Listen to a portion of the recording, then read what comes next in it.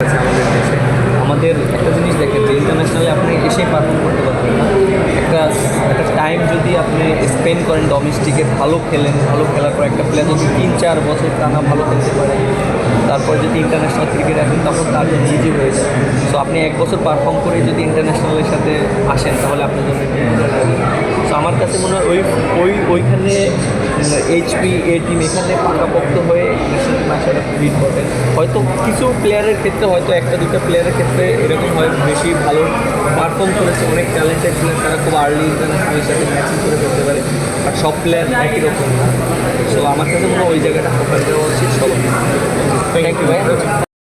আরও যে গ্রাউন্ডসগুলো আছে সেগুলো আমরা খেলতে পারি।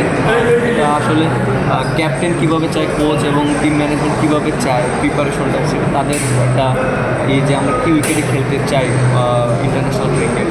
আর আমার কাছে মনে হয় ট্রু উইকেটে খেলাটা খুব ইম্পর্টেন্ট, কারণ যেহেতু ওয়ার্ল্ড কাপে ভালো উইকেট থাকে, এখানে রান হয় অনেক বেশি। এখানে ট্রু উইকেটে খেললে আমাদের বোলাররাও শিখতে পারবে, অ্যাট দ্য সেম টাইম ব্যাটসম্যানরাও অনেক শর্টস খেলতে পারবে।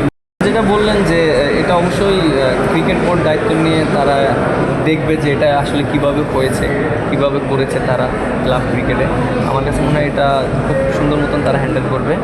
আর ইয়াং জেনারেশন যেটা বললেন যে আমাদের ইয়াং জেনারেশন আরও ভালো ভালো প্লেয়ার তৈরি করতে হবে এবং তাদেরকে অপরচুনিটি দিতে হবে।